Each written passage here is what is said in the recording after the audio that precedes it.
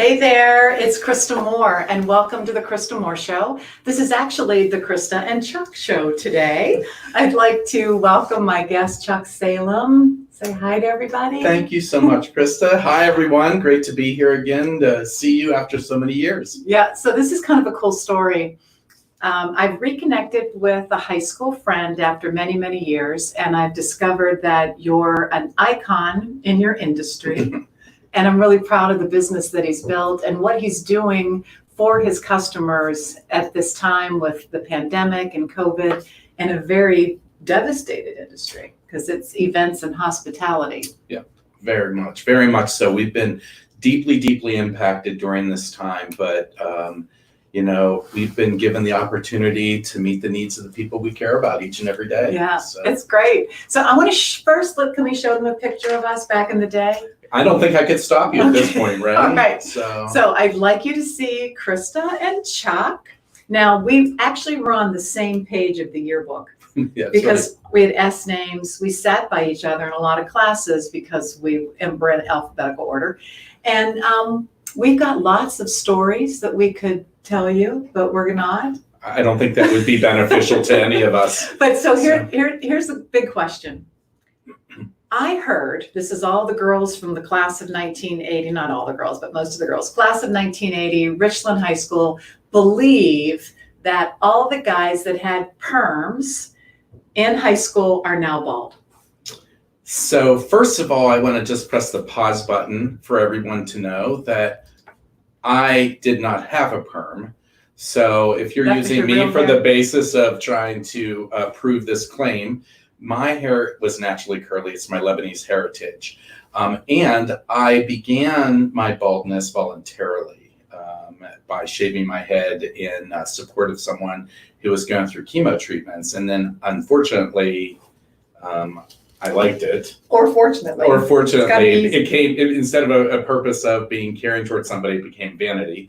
And I was like, I'm going to keep my head shaved. So other than right here, I really still do have hair. But so you're going to have to ask one of those guys that got a perm if that's it. Yeah.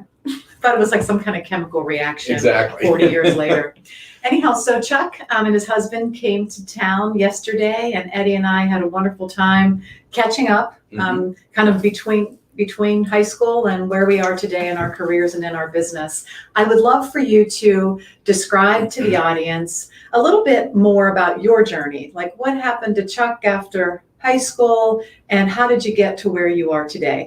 Great. When I was a student at the University of Pittsburgh at Johnstown, I had the opportunity to work in a student affairs based office working with incoming first year students and the orientation program. And I really caught the bug at that time to work with college students. So I went on to grad school and worked at Duquesne University, Indiana University of Pennsylvania, and then eventually back to Pitt Johnstown. And there I was given the task to develop a year-round conference center, something I had no clue whatsoever about doing. So I became a self-taught marketing and hospitality venue operator. So I'm envisioning, Chuck, we want this done. We want this built. Here's the money to go make it happen. And you got to kind of run with it. I mean, I would think that would be aligned with you perfectly. So when it initially happened, I think when I was looking at the president of the university who said that to me, I was like, I'm going to run with this. And then when I walked out of the door, there would have been a paper bag for me to breathe deeply into, like, how am I going to do this? I don't know what I'm doing. But through the support of so many people, I was able to launch it and get it started, including Unique Venues.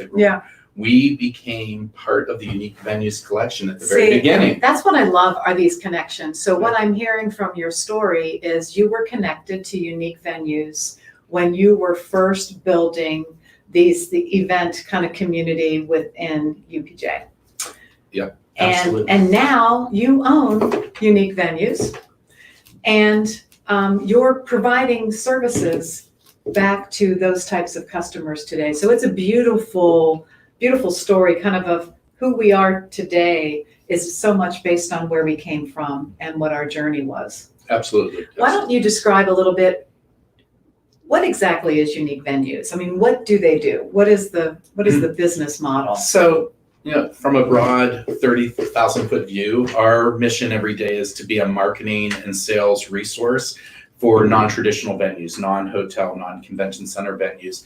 And each and every day we're connecting, we have 1,100 venues in our portfolio. We are connecting 1,100 event and meeting venues in the US and Canada with our network of planners, which as of today is about 81,000 planners who are in our network. And then we have, in addition to the 81,000 planners, we have about 1.5 million searchers on our website every year who are also, so brides and grooms to be, or people who are looking to plan their class reunion. And these are unique venues, I guess, is the stipulation, right? Just a regular hotel, you wouldn't be on your, have a profile on your site, because you're really working for the underdog, is the way that I understand I call them the underdogs. So we have 6 venue types: arenas and stadiums, camps and conference centers, business and business centers, college and university campuses was our roots, our foundation, dining and entertainment venues, historical and cultural venues. Those are the types of venues that we serve. And we do have hotels that want to be a part of our portfolio. And you know what it's like as a business person. You don't want to say no to business, but we do, because we want to remain true to our Do you know mission. Mackenzie? She's saying thank you. I do. for It's all a that man, you- Mackenzie. I do know Mackenzie, and he's awesome. That's awesome. He's now at Villanova University in Philadelphia. That's great. And Mary Ann's commented. She's the one that brought us together. Hey, Mary Ann. Thanks for reconnecting Chuck and I. One thing that we were talking about as far as kind of where we are today, I'm wondering if we could go back and show that picture of you and I. This was our college yearbook. But High school. High school. Oh my gosh. Yeah, high school yearbook. I want to just point out, look what's underneath my name. It says, enjoys starring in her own show. Ta-da! I mean, I've got it going on right now. And then you are always there when you need a helping hand, sweet and sincere, and has an assortment of interests and hobbies. And that so aligns with your culture and the way that Unique Venues operates and runs their business today, and especially being in the hospitality industry.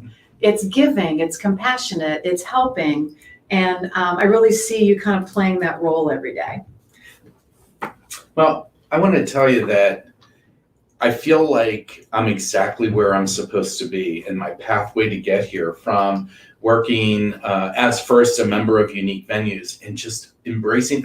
I want to say that I'm responsible for this culture, but Michelle Nichols, the original founder of the company, really developed this culture from the beginning. I remember something she used to say that really has stuck in my mind as one of her belief statements. Michelle used to say, I will not be happy until each one of our clients has a success story to tell because of the work we do for them. Yeah.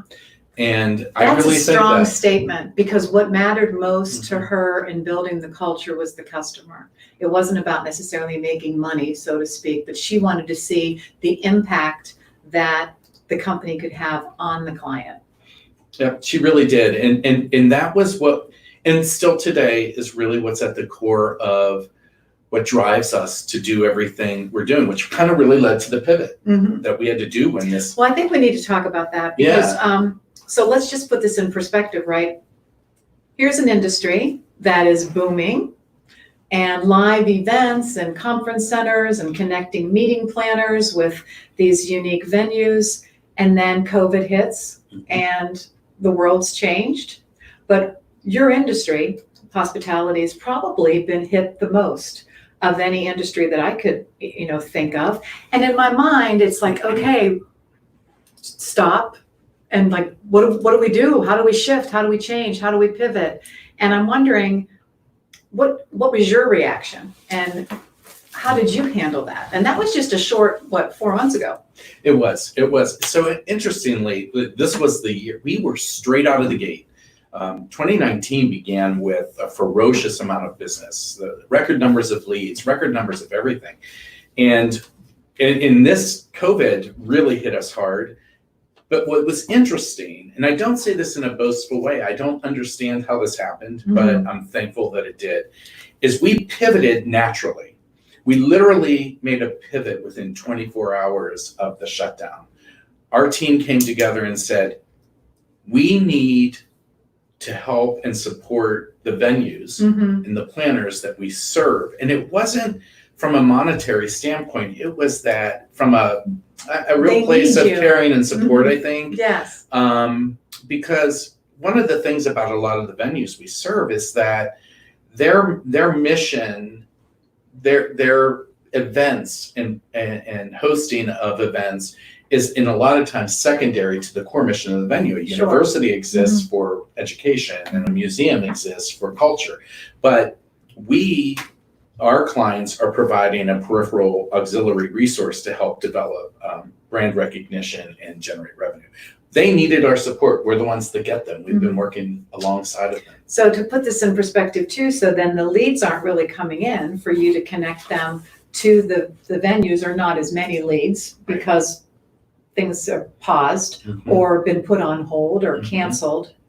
And then what did your team do? So the very first thing we did was kicked into action to start to develop some online training tools and webinar tools to help people first take the temperature of the industry. We had expert panels who would talk about what they envisioned with this pandemic and what was the future of meetings and events. But then we took it further and said, how is it that you can respond to clients who you have contracted already, but you need to work with hundreds, millions, billions of dollars that has to be recontracted. So we provided educational programming to help understand how to recontract and recapture that business and work with contractual terms that were a little bit more loose than we're typically used to. Well, and without you providing that additional knowledge and education and being a resource for that, they probably didn't know where to turn. Would that be accurate?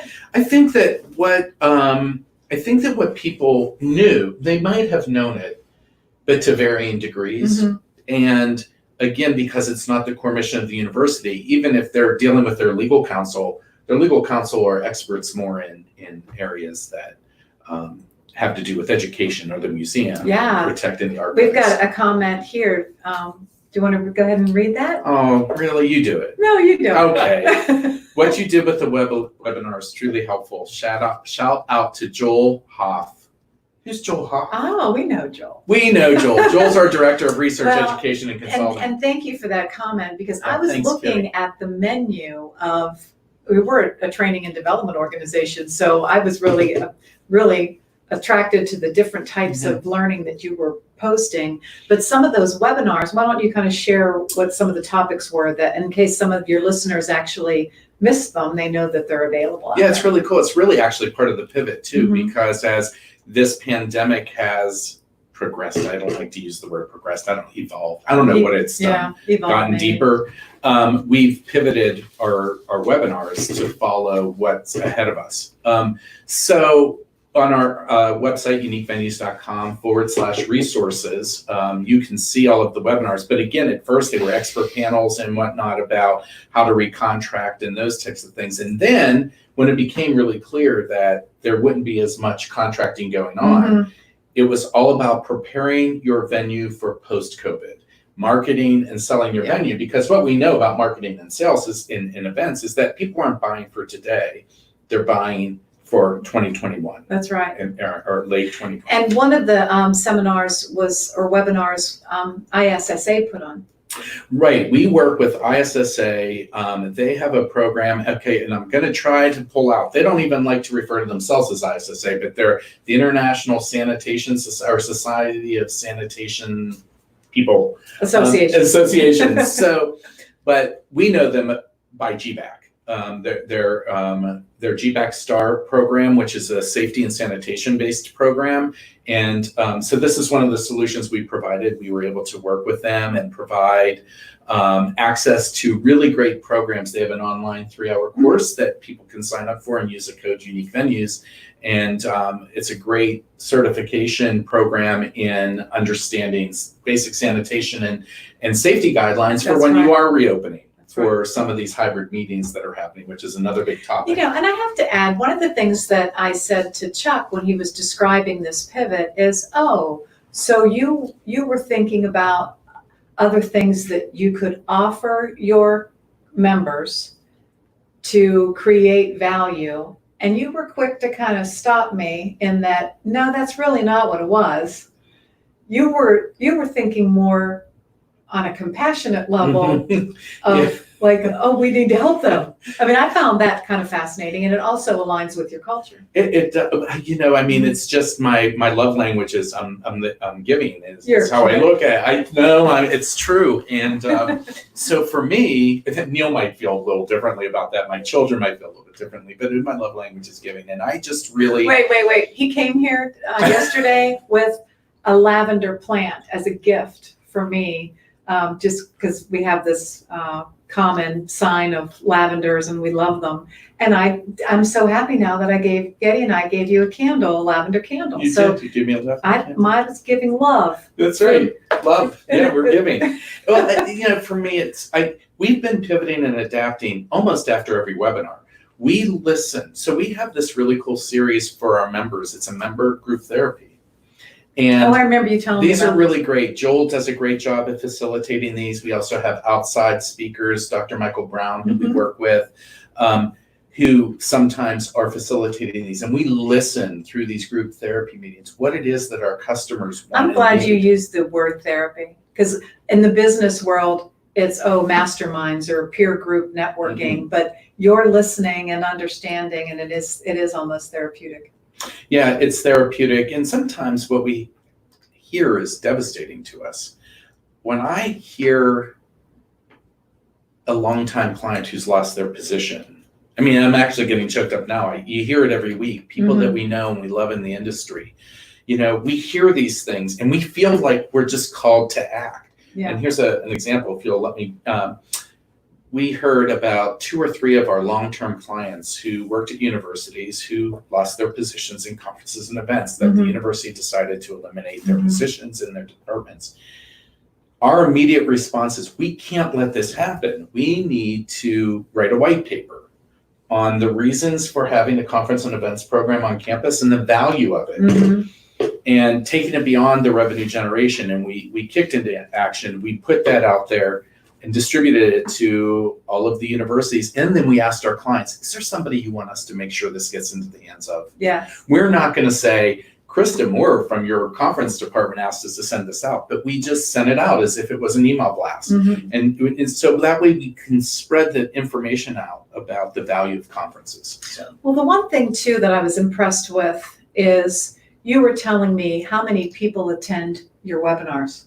And I'm like, wow, like how do you get that many attendees? And we're talking like 500, 600. So you know that there's a need for the things that you're offering them. Yeah, I mean, we know that now.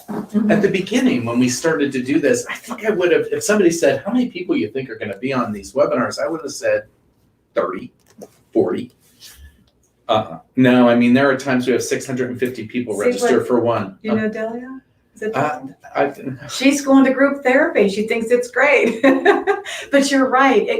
A lot of people are faced with the same challenges. And what can you do to make them feel like they're part of something bigger and that they're not doing this alone? And that's what that group therapy does. You're giving them the venue, so to speak, for them to get together and share those experiences. Well, and what's really nice, one of our belief statements, so we have 8 belief statements in our company, but one of them is that our uniqueness unites us.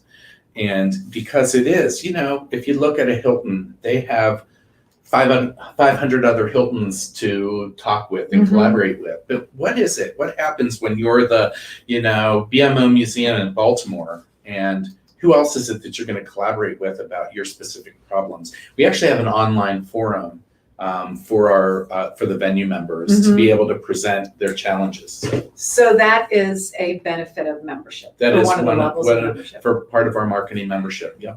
One thing that I want to make sure we talk about today is just the changes that are absolutely going to be taking place and are taking place now with meetings moving to hybrid or meetings moving to virtual. And everyone's kind of like wondering, well, is this ever going to get back to normal? And what does normal look like and all of that? I'd love to hear your expert kind of opinion on it and what Unique Venues is doing to help with these changes or, get people from point A to point B in a smooth fashion? Sure. So it's starting to happen now. Every state, every province in Canada are releasing the guidelines for the number of people that can gather at any given time. But here's what we know. We know that some of the meetings and events that are going to be held now and until we have some reassurance that we're through this pandemic are either going to be 100% virtual or they're going to be hybrid. Mm-hmm. And by hybrid, that means that they need to follow certain sets of guidelines. So what we did, not everybody's going to feel comfortable. Even if they can fit into the capacity of the room, some people just aren't comfortable. You probably know people say, I know we can go out to dinner in restaurants right now, but there's no way I'm doing it.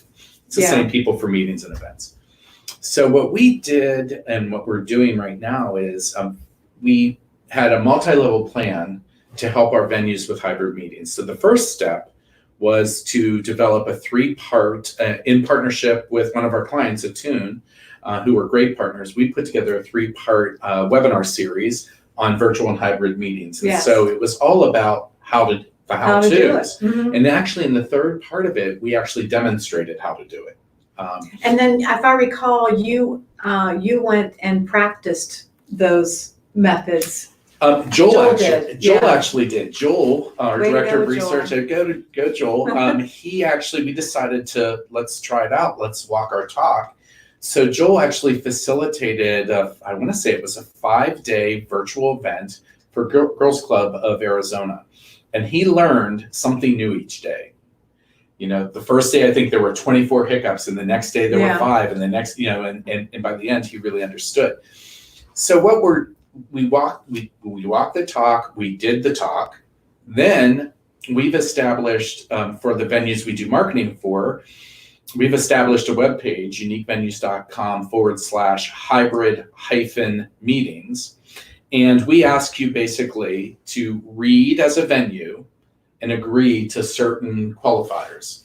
Because what we don't want to do is present to meeting and event planners that a venue is hybrid meeting ready and then find out that you're really not. Okay, so you're actually pre-qualifying, so to speak, your members that are interested and are ready and able to go hybrid. Right. So that you can do the matchmaking. Right. But now it's not live events, it's more the hybrid. It's more hybrid, partially live, partially virtual.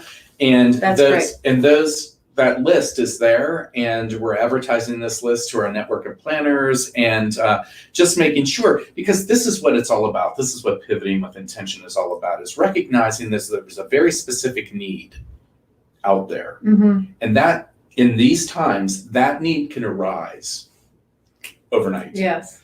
And being, first of all, willing, and secondly, able to pivot and be able to meet that need so that you're taking care of your customers is something that we should all be doing. Well, let's take that into a different context. So I know that 60% or so of your members are universities. Yes. And when I think about ready and willing and able, they've been doing virtual learning, mm-hmm.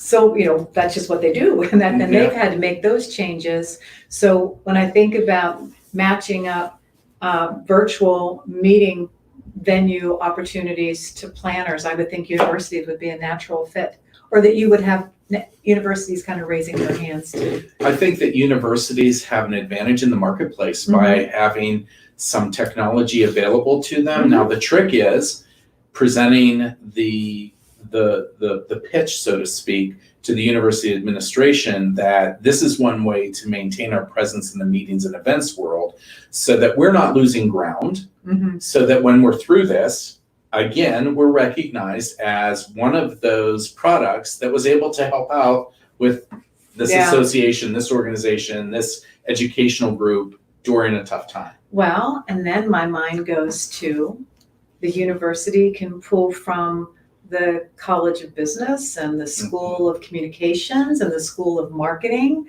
to help pull that off. Absolutely.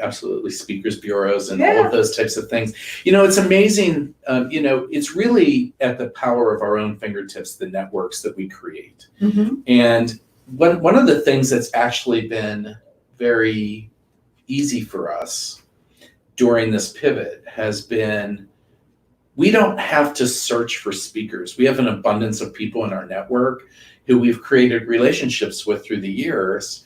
And we all have this, it's great. You can tell what's in a person's heart when it comes to, their business acumen and who they are. And, we have a lot of people in our network who we're all in this together. Yeah. None of us are going to survive on this on our own. And that's one of the things we've really been preaching during this time is that, don't hide in the shadows. Don't be afraid. You have to be bold. You have to be out there right now. Well, I want to just make a comment here because I overheard a client call or member call this morning while we were having coffee.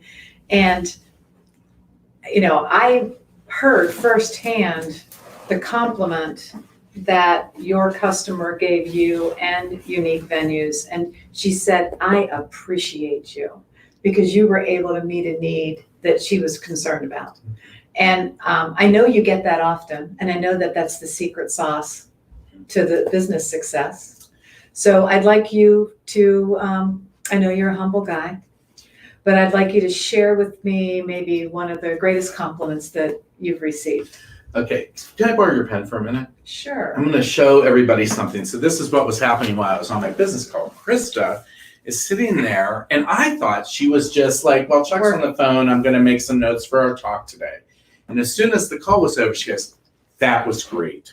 I listened to your entire conversation, and here are some things I learned about your company through that conversation. Like, oh my gosh, I didn't realize I was being like basically analyzed during that time. It was really funny. Coach, you are a coach. So this is always hard for me because to me, the greatest compliment that anybody gives to us as a company is to continue to do business with us. So to me, that's the compliment. But it was kind of this week, yes, we do consultation as well. And we did a consultation for a large Research One university, major university on the East Coast. And they just recently had, this past week, a meeting where my team and I presented the findings from our consultation to 28 administrators, high level, vice presidents, things like that. And the way that our client introduced us, so I was almost in tears by the time. First I was embarrassed, and then it just choked me up because they was like, and Unique Venues is such, they're nurturing and they have taken care of us, and anything you need, that team is responding. And just saying all of these things, and then it got, after the choke up, I wanted to go, okay, stop. It was so beautiful, but at the same time, so I think that compliment to me is that achievement, is that just that people appreciate what we're doing. That's what makes it worthwhile, right? Awesome. That's what makes it worthwhile. I love it. So what's next for Unique Venue? I understand you have an annual conference that you're taking hybrid. We are actually not taking a hybrid. We're taking it virtual. Okay. We could take it hybrid. The reason we decided, so this is the first time many of you are hearing this, UVAMC will be virtual this year. And the reason that we decided to do that, again, is out of a sense of compassion for our members. So many of them have had their travel budgets slashed. So even if we held it in person or hybrid, many of them wouldn't be able to attend. And we were really excited this year because we were going to St. Petersburg, Florida. And we would get these emails from people saying, are you still going to St. Petersburg? I'm not going to be able to go. So we made the decision this year to go 100% virtual. And then we have rebooked for 2021 in St. Petersburg. Something to look forward to. So there's a win-win there. We're going to be given a lot of great content this year. FYI, Krista, who is an amazing coach and understands sales leadership like no one I've ever met, she wrote this book, Race to Amazing. She will be part of our program this year. I look forward to it. Yes. So we're gonna do some collaboration on some learning and development, and really looking forward to partnering on that. And there's some other really cool things that we're doing as part of our pivot. So through this learning, we have really come to recognize the value of professional development for our team, for our clients, And so we are putting together a new program that we'll be launching in January that we'll be calling Unique Venues University, but it is really giving really deep, meaningful educational experiences in marketing and sales and operations for the venues For we your serve. members, It's yeah. very specific to those who are in non-traditional And isn't that venues. interesting? Because that came out of COVID. That's Yes. like a silver lining, That's a but it's pivot, going to be yeah. a win-win Mhm. for everyone. It's going to give you an opportunity to have an added value and added service, Mhm. but at the same time, you've recognized that intention Mhm. and that meaning for your member, for your client. Yep, absolutely. That's one of the It's big going to make things. them more successful. But the other thing is Team UV has been working really hard at Mhm. developing additional products and services, all based on the things that we've learned from our clients during these past few months. And we're really excited. It would be premature to announce too many of them right now. But I think those of you who work with us know that you can expect some kind of unique approaches Yeah. to some of the things that we're doing. So we're very excited That's for great. the things to come. So we're about ready to wrap it up, but I am going to ask Chuck one more question. And this is more, I didn't ask you this last night, I don't think. But curiosity question, what is the one thing that many of the people that are your members that are on the line now, as well as we have a lot of high school friends out there. Me too. What is the one secret that you're going to reveal about Chuck and high school? Oh, Krista.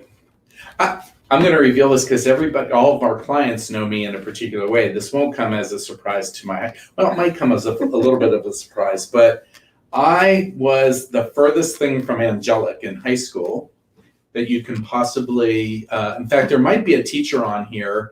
Is Mr. B Is on Mr. here? Badalowski on here? Because he was excited to see we were doing this, but I remember the day he basically lifted me up by my throat and put me against the wall and said, Salem, And they were allowed have to you do been that in those days. drinking? I'm like, no. My lips were red from slow gin, but I said no. And so I was far from angelic. You were fun. We had a fun. good time. I love every single memory from high school, except for that throat hold against the wall. Well, I grew up above a bar, and when my parents, this is my reveal, when my parents would go on vacation, I would have a big party. And because we lived above the bar, my responsibility, even as a teenager, was to call in the liquor order. And I would order grain alcohol and a couple of extra kegs of beer. And when I called it into the beer distributor or the PLCB or whoever it was, they're like, oh, Dick and Susie must be out of town. Anyhow, because no one orders grain alcohol for a bar, right? So we would make the jungle juice in a bathtub, and it would stain it like, I've learned not to make it without a trash can liner. But cars would come to have pizza and wings at Freddy's, and the parking lot would be full, and they'd walk inside, and they're like, where is everybody? I'm like, Dick and Susie are out of town. Krista's having a party, and Chuck was there. Yeah, right. I think you might have been the first one there. Typically, I was an eager partier in those days. Sorry, this is what you have to learn about me. Yeah, no, I think it's just fun to get to know us at our core and who we are. Yeah. I think it's fun that we're able to be here in this place and time, Chuck. 40 years later, I almost feel like our purpose in knowing each other in high school was to have these kinds of conversations. And I really, truly kind of believe in that. I do too. Yeah, I'm proud of you. But I think it was 20 years ago, not 40. No, it was 40. Okay. Anyhow, so stay tuned for more from Chuck and Krista. For those of you that are members of Unique Venues, I'll see you again. And Chuck and I are going to do some additional interviews today, and you'll be able to see them at a later time. But thanks for joining us. Stay strong, UVers. Hey, I Keep wanted going. to share a slide with your contact information for Sure, those you that can. don't know you, that can kind of reach out and get in touch. Okay. So Very I good. guess all you need is more email, right? Yeah. We were just talking about how many emails you get a day. My email inbox. Do you want to just have them get a hold of you a different way? No, that's good. That's not your cell number, is it? No, it is not my cell number. But a lot of them have it. They just need to look at my signature. I'm not afraid for our clients. Yeah, and we had a lot of people on the call today sharing their comments and their thoughts. So we thank you for kind of collaborating with us and being engaged in today's talk show. I do this every Wednesday at 2 o'clock. I interview an industry expert or a thought leader on subjects that I think are important to your success, your wellness, or your health. And I hope you can join me again. So take care. Take care. Bye-bye. See you, everybody.